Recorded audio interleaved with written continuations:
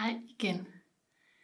I dag har jeg taget træningstøjet på, men det er absolut ikke fordi det er nødvendigt for at udføre det her. Det er bare fordi det gør det nemmere for mig at vise dig det. Selvfølgelig er det altid rart, at man kan bevæge sig, når vi arbejder med bevægelse. Men aktiveringer, dem kan du bruge når som helst og hvor som helst. I dag vil jeg guide dig til at få aktiveret din hoftebøjer. Psoas hedder den, og bliver også af mange kaldt sjælens muskel. Så der er mange ting på spil, når vi går ind og vækker den her muskel. Det er den muskel i vores krop, der egentlig har allerflest sensorer til sådan ligesom at kunne mærke. Så det er en mega vigtig muskel. Mange af os bruger den bare desværre ikke ret meget. Eller også så har vi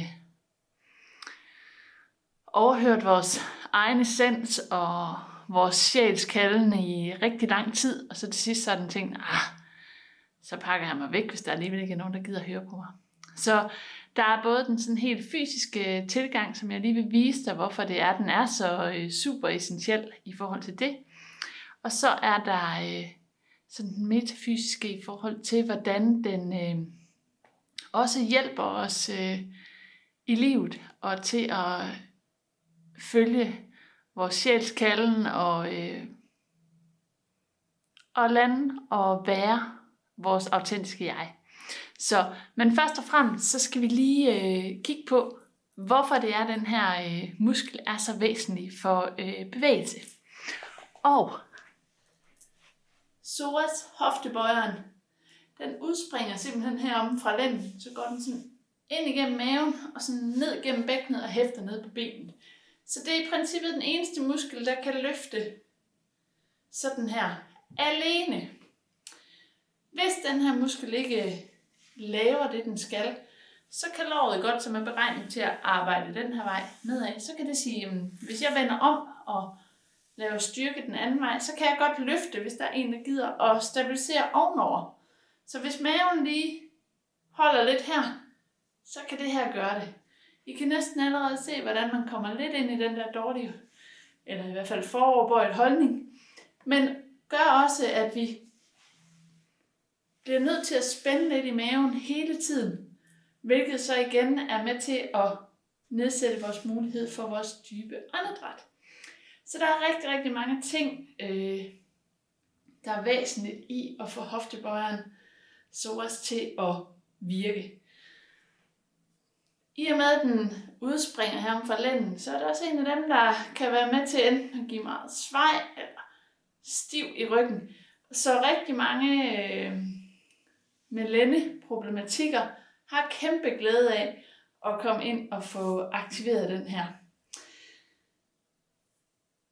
Det er den muskel, der ligesom skal lave den her bevægelse. Og som sagt, så kan låret ellers sige, at jeg kan godt arbejde den anden vej, men det er faktisk ikke kun låret, der kan finde på det. Hvis låret ikke er tilstrækkeligt, så kan det gøre det ud til tæerne, forsiden her, eller op til den modsatte arm, at den er i spil, eller kæben.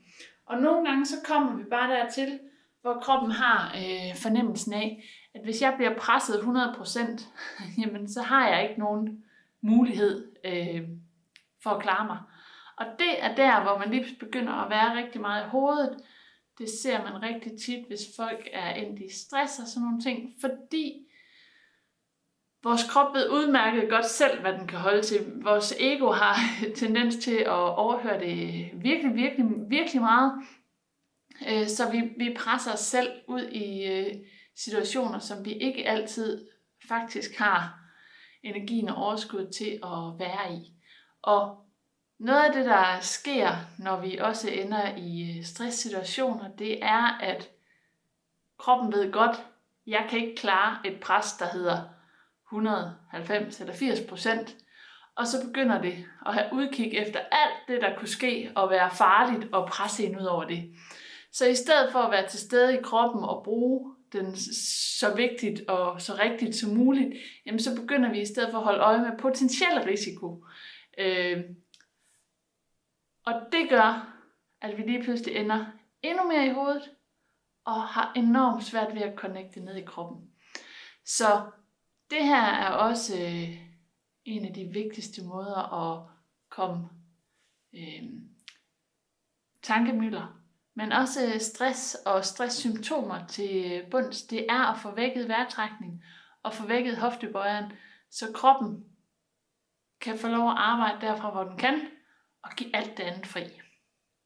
Så det var sådan lige baggrunden for, hvorfor hoftebøjeren er så sindssygt vigtig. Nu vil jeg vise dig, hvordan du skal aktivere den. Det er langt det letteste at gøre, når du ligger ned. Jeg viser det bare her i stående eller halvsiddende, fordi så kan du meget bedre se, hvor det er. Du kan også godt gøre det i stående eller siddende derhjemme, men det er lidt sværere at slappe af og lave plads til, at du kan få lov til det. Så ligesom vi gjorde ved vejrtrækning, så er det noget med at mærke stille og roligt ind, indtil der er modstand. Holde det tryk og bevæge rundt. Og det punkt, vi skal finde, det er fra, hvis I finder navlen, så finder det forreste punkt på jeres hofte, altså der, hvor jeres hoftekamp stikker længst frem. Så hvis I har de 2 punkter, og så sådan ligesom forestiller jer en linje, der går derfra, så lige midt på den linje, mærker I stille og roligt ind. Og for nogen vil punktet sidde næsten lige ude på huden.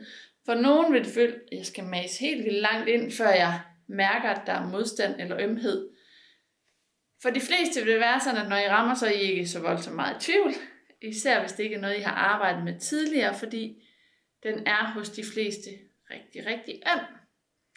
Det er også en muskel, som gemmer ofte på følelser, vi har lukket ned for og sådan nogle ting. Så igen, kommer der noget op hos jer, så lad det komme, hvis I har mod på det.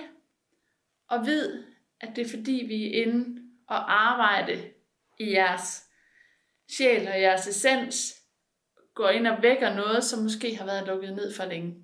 Så har du også en idé om, at du gerne vil arbejde mere fra din essens, så er det her et rigtig godt sted at få det ned i kroppen og leve det. Altså i vores fysiske krop. Der er en hel masse i forhold til bevidsthed og sådan noget, der er super godt. Men nogle gange er det svært at integrere det i vores fysiske liv. Og der bliver vores hoftebøjer, vores psoas bare en mega game changer. Fordi vi lige præcis derigennem kan connecte og integrere det i vores krop, og dermed i vores fysiske levede liv. Så mærk ind her, og hvis du ligger ned, er det ofte lettere at slappe af i maven. Men mærk ind her, indtil nu kan du se, her dykker jeg ind og mærker. Men mærk ind først, indtil du mærker modstand, og så bevæg rundt.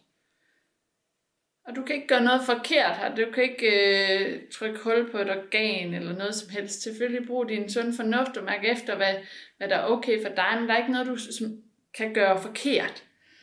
Så dyk du bare ind her. Led efter ømhed. Det må gerne være ømt. Det kan godt nogle gange være lidt svært at finde. Nogle gange, alt efter hvordan din armposition er, skal du gå et par centimeter højere op og trykke, fordi du trykker mere nedad, end jeg gør. Det kommer lidt an på, hvordan arme og skuldre har det. Så vær nysgerrig, men vid, at alt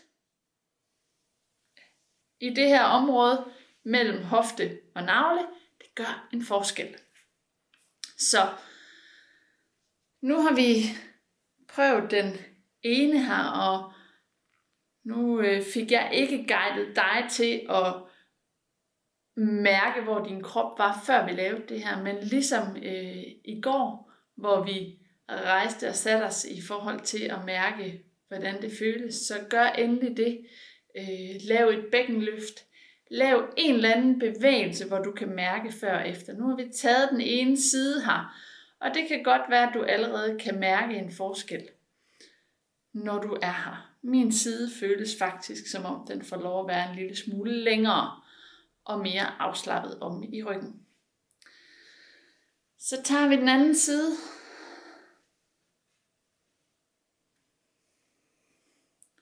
Og husk at gøre det her, mens du trækker vejret.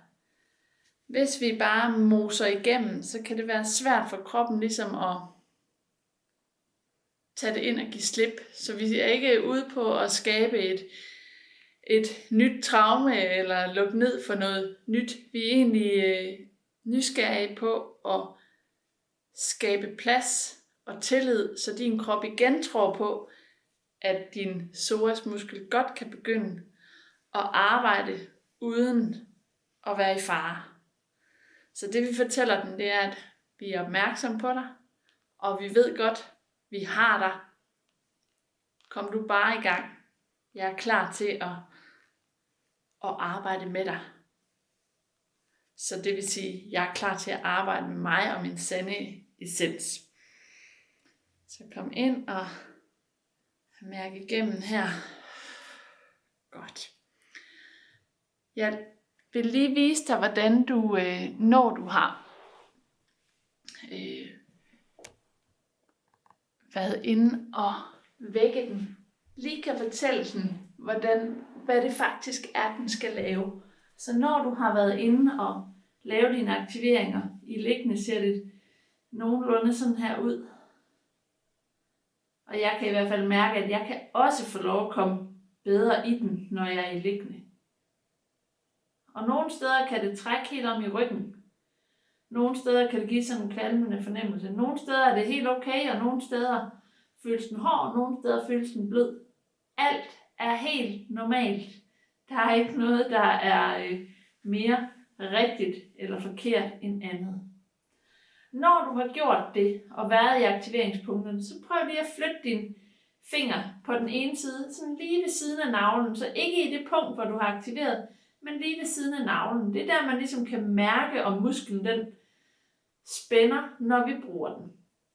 Så mærk ned der, og så løft som en høj knæløft. Det er lige præcis den her bevægelse, hoftebøjeren skal lave. Forsøg at slappe af i fod og i ben.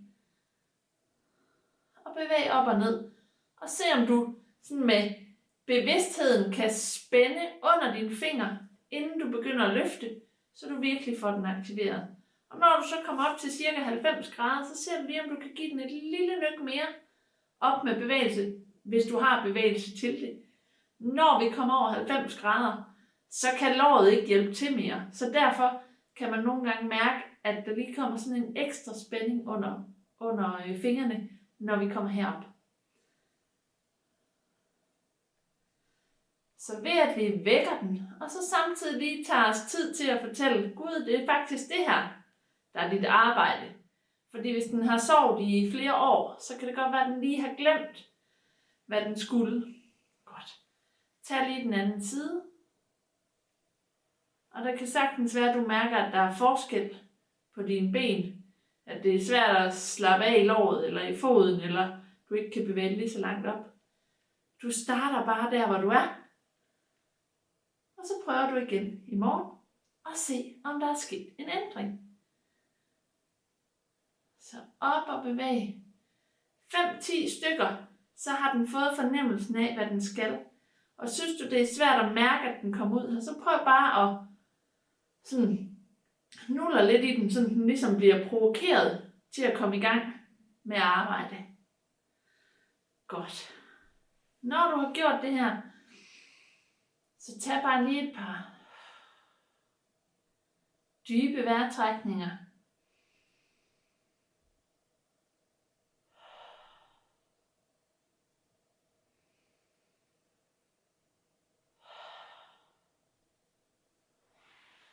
Og kom stille og roligt op. Og så vil jeg bare invitere dig til at mærke, hvordan det føles.